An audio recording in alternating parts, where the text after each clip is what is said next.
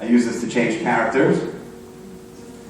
Ladies and gentlemen, I introduce to you a paratrooper from 1967, a hero of Israel, Mr. Gadi Alam.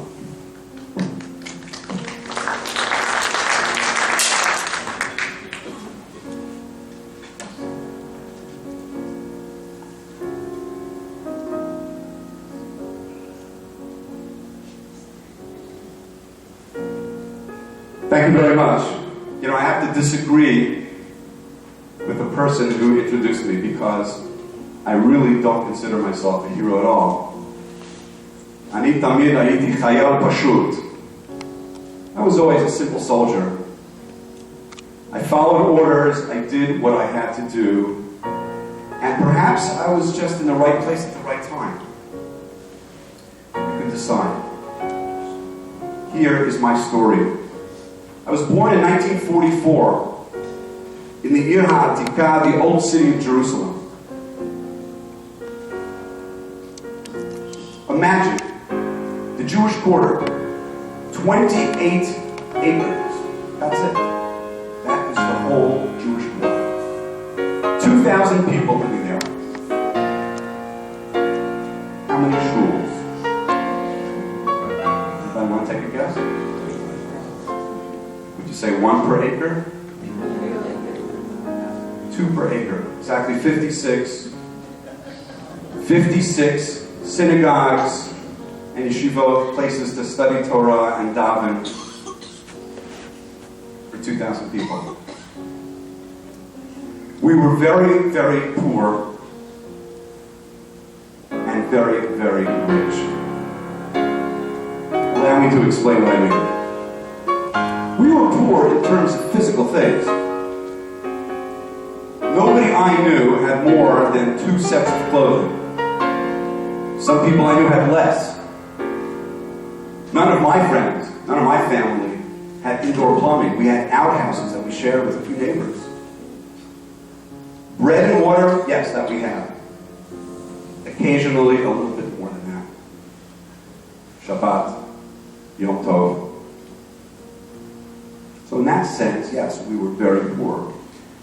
But we were also very, very rich. Jewish life in the old city of Jerusalem was incredibly variegated and beautiful. These 56 yeshivot and shuls provided us with the undercurrent of being Jewish. That was unforgettable and unmatched, probably anywhere else.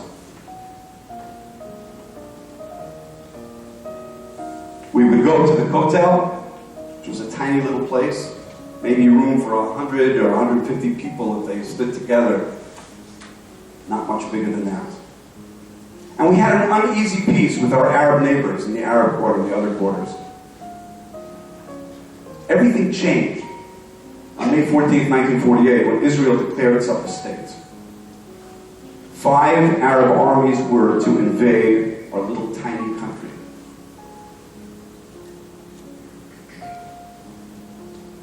The battle was fierce and went on for a long time, but not the battle for the Jewish quarter. It only took 2 weeks till we crumbled. We had a few hundred defenders, some of them recent Holocaust survivors, some of them women. Nobody had adequate training. The Palmach tried to break in a few times, barely could do it. Arrayed against us were 1,000 British-trained Arab legionnaires. We could not withstand that onslaught. And I remember, it's a faded memory of mine, I was only 4. I remember being one of about 1,000 people who were hiding in the basement of the large shul, Tiferet Israel. People crying, you heard screams in the street. And just 2 weeks later, on Erev Shabbat, on Friday, May 28th, we surrendered. And the Arabs gave us 1 hour to pack up our stuff. Imagine now, 1 hour. Some people had lived there for over 50 years. They didn't have a lot to pack, that's the truth. But imagine being told you have 1 hour to clear out the place that you lived for 50 years. So we packed up. There wasn't much to pack. My mother's Shabbat candlesticks, my father's talit and tefillin. What more do we really have? And then there was a mass gathering because we were to depart from Shar Tzion, the Zion Gate. Many of you probably have walked through that gate recently. It was the place of our exodus from the old city. And in the final minutes, literally the minutes before Shabbat started on May 28th, we walked out. My mother was carrying me, her hot tears falling on my face, leaving the Ir HaTikah, that magical place. About 1,300 of us, civilians, walked out and went to areas in the new city. About 300 of the people who left were men of fighting age, soldiers, if you can call them that. They became POWs and were taken to Transjordan till the end of the war. And there were 69 people who were taken out in pine coffins. Some of them had been civilians, some of them had been fighters. And so ended our legacy in the Ir HaTikah. I grew up in Bayit Gan. We moved in to my aunt and uncle's house. 16 of us crowded into a place that should have held only 6 people. But we were very happy. We had love, we had each other, we had values. My mother was always saying, you know, the Jordanians agreed in the terms of surrender to allow us access to the Kotel. We'll still go. They'll give us access to the Har HaZeitim, the storied, fabled Jewish cemetery on the Mount of Olives, where thousands of years of the most righteous men and women were buried on that mountain. They did not keep either promise. We were denied access since 1948 to the Kotel. We were denied access to the Mount of Olives. Instead, what did they do with the Mount of Olives? Some of you probably already know. They smashed headstones, pure acts of vandalism. Sometimes they actually used the headstones to pave latrines and roads. What did the international community do? Not much. Nothing really. Of the 56 shuls that I told you about in the old city, not one was left 1 week after we left in 1948. They were all destroyed. I actually have a picture in my home of one of the city's largest synagogues in mid-explosion.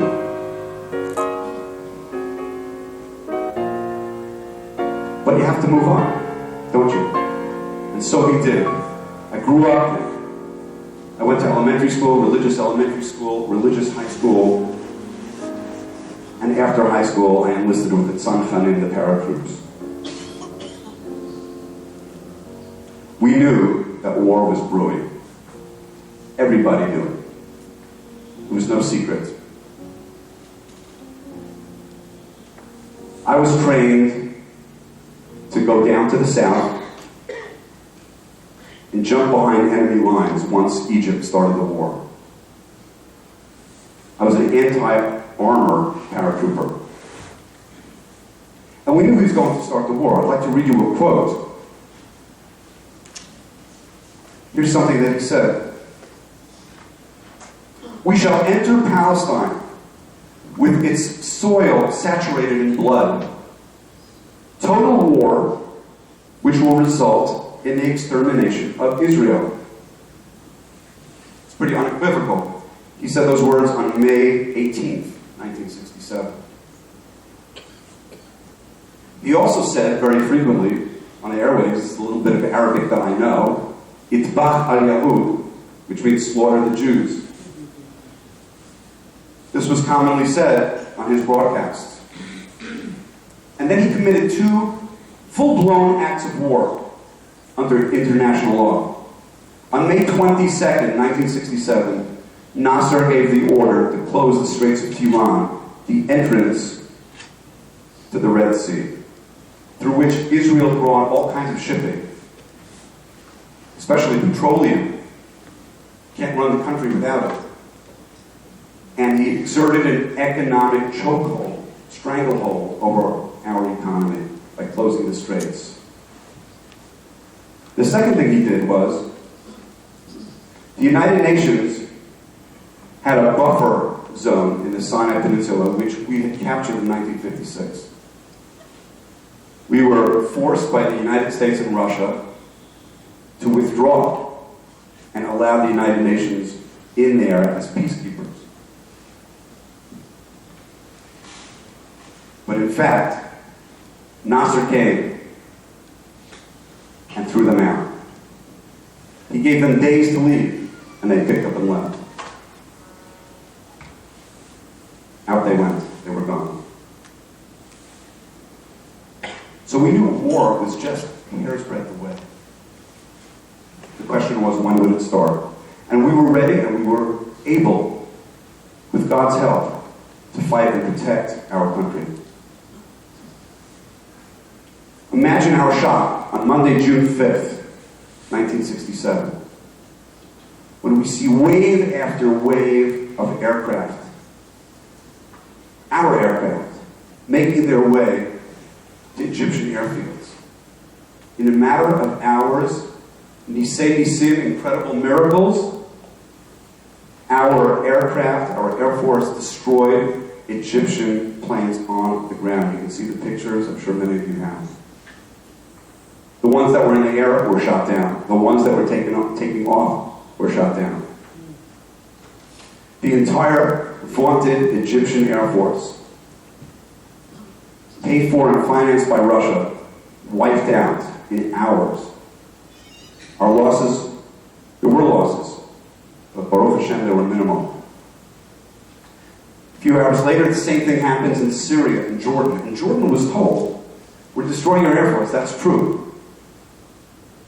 But if you stay out of the war, we will let you hold on to whatever you're holding on to. We will not question your sovereignty on the Ir HaAtikah, Shechem, Hebron, all these places called the West Bank. And we were waiting for the order to get into the planes with our parachutes and go jump. We knew the war had started clearly, according to any standard. And we were waiting and waiting. Hours went by, and we said to our brigade commander, Mata Gur, Mata, when are we going to go into this fight? Other people are dying. We want to do our share to defend our people and our country. Mata said, Ani mechake lapkuda, I'm waiting for the order. But the order didn't come. And the order didn't come because the Air Force was performing so well that it now turned its attention to the 7 divisions that Nasser was moving up and the 900 tanks that he had. And our armor was beginning to move south. They didn't need us. We were sitting around, waiting. And finally, Mata gets the order. Boys, get on the buses. We're going to Yerushalayim. What? Yerushalayim? What do I look like? A Haganik, civil defense person? We're not trained to fight in urban areas. We're trained to jump out of aircraft and fight tanks. What do you mean we're going to Yerushalayim? Gentlemen, the news out of Jerusalem is very grave, he told us. Jordan has entered the war. Nasser convinced him that he has decimated the Israeli Air Force. And what sort of Arab would stand by and not act to crush the Zionist entity.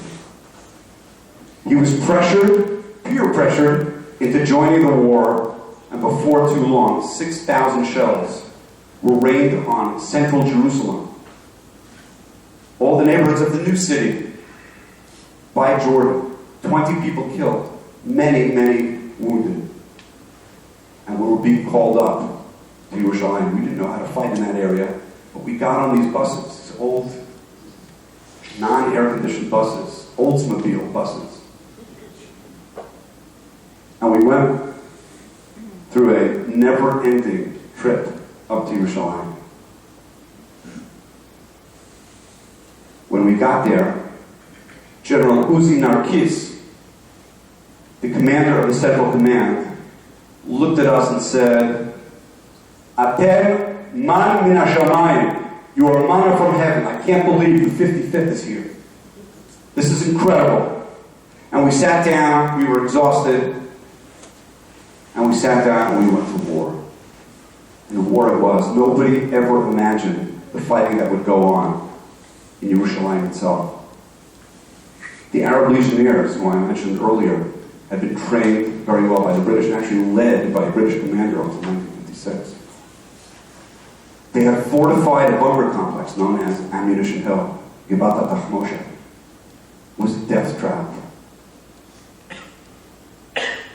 The police house in Jerusalem, another death trap for us. But we had no choice.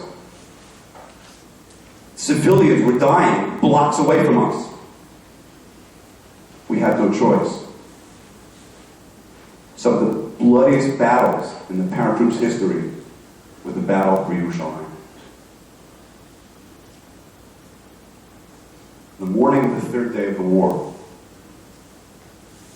June 7th, 1967, we found ourselves on the top of the Har HaZeitim, top of the Har HaZeitim, the Mount of Olives. It was in the morning, about 8 o'clock in the morning. Sunny day. I could look down and see in front of me rows of smashed headstones that I had heard about. Now I was there, I could see it. We fought our way to that place. We were taking fire from the old city. Moshe Dayan said, no aircraft will fire upon the old city. No bombs will be dropped on the old city. Just because they didn't honor our holy sites doesn't mean we're going to do the same. There are many holy sites in the city, Muslim and Christian. We will act to protect those. And that was his command.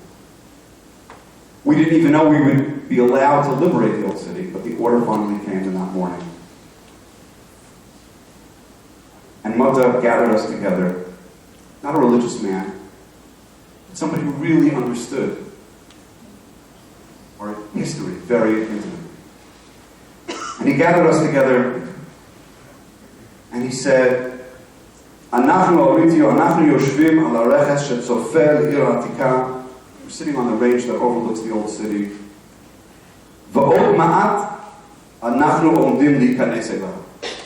We're about to enter it. העיר העתיקה של ירושלים, שמאז כל הדורות חולמים עליה ושואפים אליה. The old city of Jerusalem, that forever all the generations had dreamt of and yearned for. Now it's our task, boys. Let's go to battle.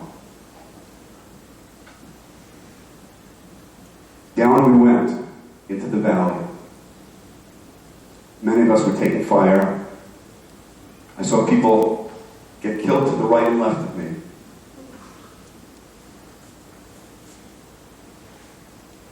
But we kept going.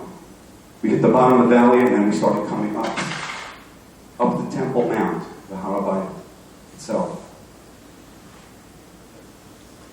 And Mata was in a half-track, giving orders. And we were sheltering ourselves behind it to avoid fire from the snipers of the Arab Legion. inside the old city. As we made our way up this hill, step by step, taking losses every minute, I started asking myself, why am I risking my life for this piece of dirt behind the wall? Why are my buddies dying for this piece of land? Let them have it.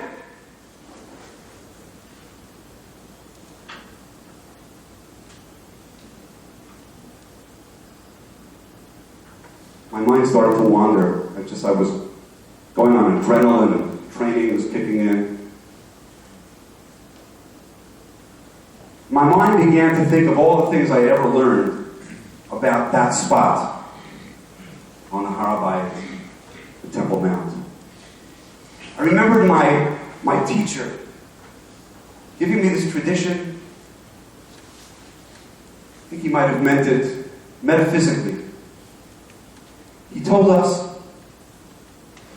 that when God began creation, the first molecule of matter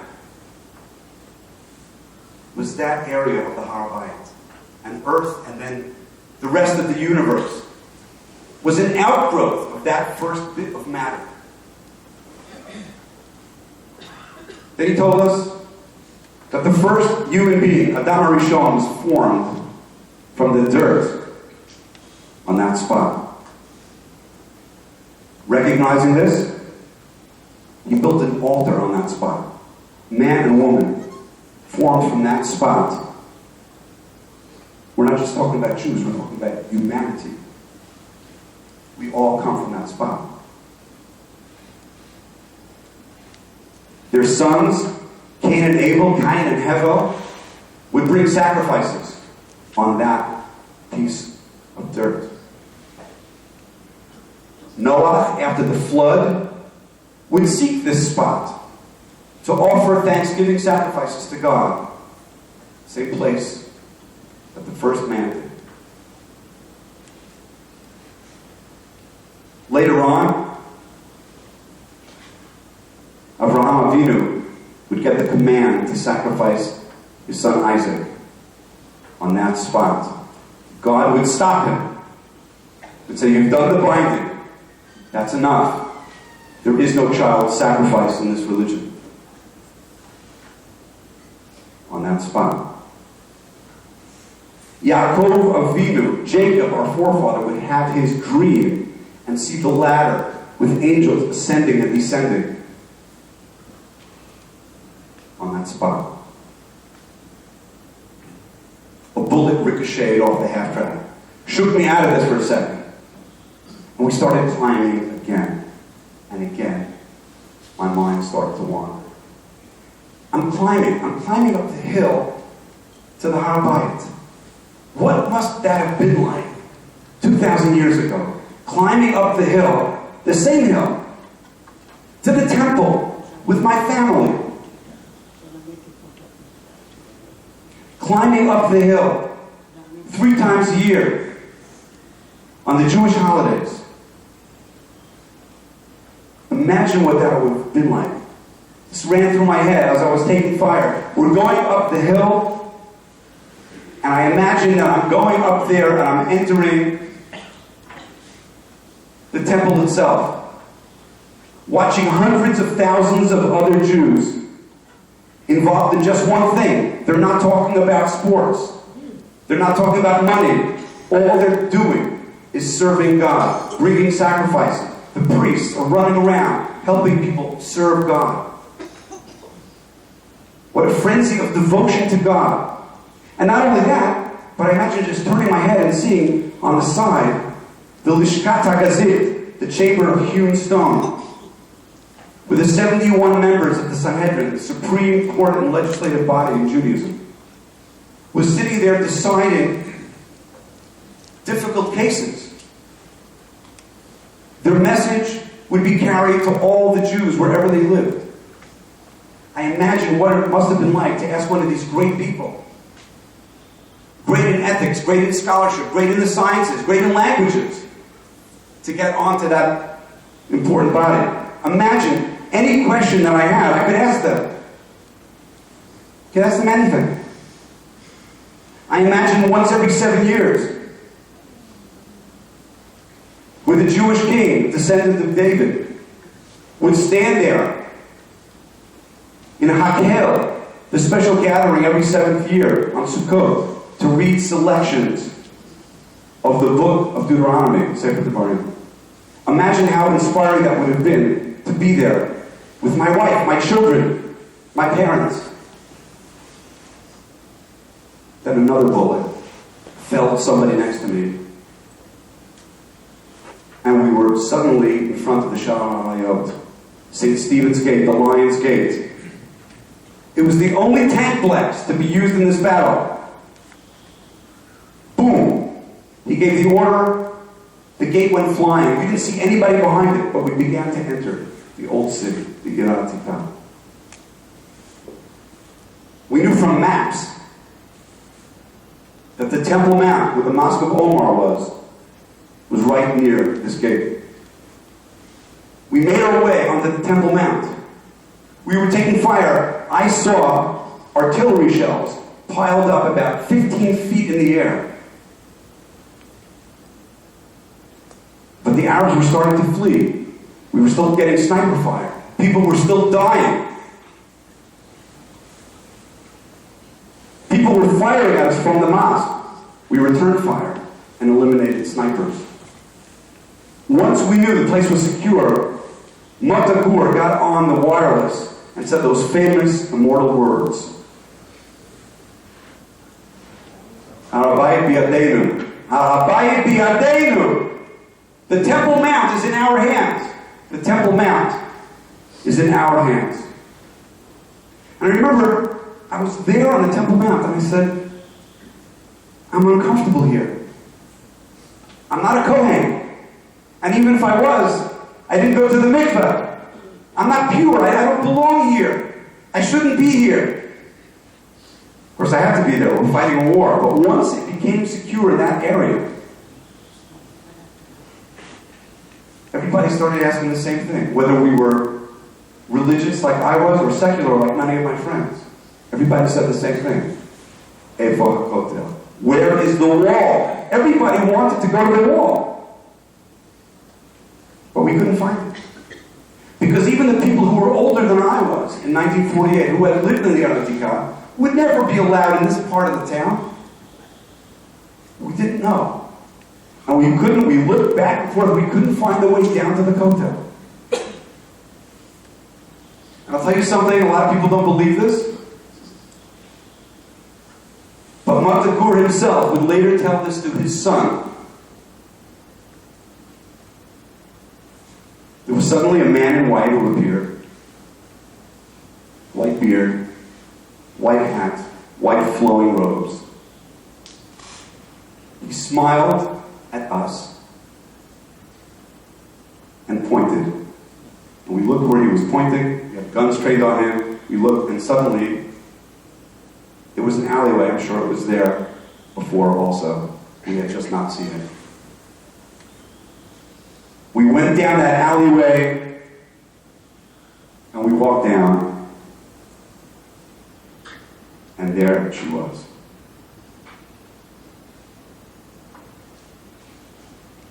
We walked down haltingly, painfully. We still heard gunfire from other parts of the old city. But we had a few quiet moments before everybody started screaming down. She looked so gray and old. She looked like an old grandmother who hadn't seen her grandchildren in 19 years. And some of us went down and embraced her and started praying. I couldn't get myself to do it right away. And meantime, people were starting to flow down. People started coming from other areas. And it was great balagan. You can't imagine what was going on there. There were people who were crying from tremendous losses, especially the paratroopers. We all lost friends. Some of us lost relatives. People were crying and screaming, Kaddish. Kel Malei Rachamim. But they were also singing Yerushalayim Shel Zahav. They were also dancing the Hora. I have never seen in my life, before or after that, such a scene of intense gratitude and sadness all at once. And finally, I approached the wall, put out my hand, and touched it. It was like an electric shock went through me. And I'm telling you, I started crying. Big tough paratrooper, dust, sand from the desert, blood. There's a little baby curled up in a fetal position against the kotel. And I cried to the point where my commander, Uzi Elam, came up to me and said, Gadi, are you okay? Are you wounded? He had never seen me cry. I don't know if my mother ever saw me cry. But I was crying and crying. For 45 minutes straight, I cried and I cried, and I asked myself, Gadi, you never cry. Where are you getting all these tears from? And I realized, they weren't just my tears.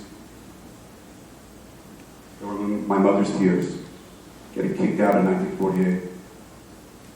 She didn't live to see this day. They were my Bubby's tears. She couldn't get out of Europe. My Zadie's tears.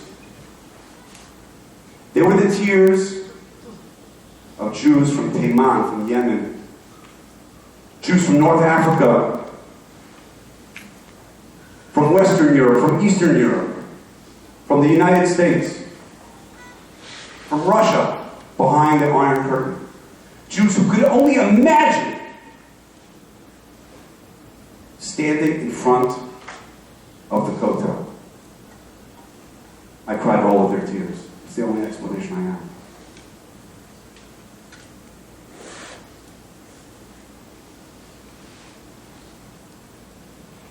Now, when Yom Yerushalayim comes around,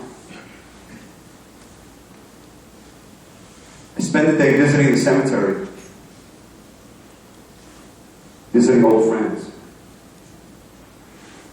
It's a sad day for me. It's not deliriously happy. It's happy.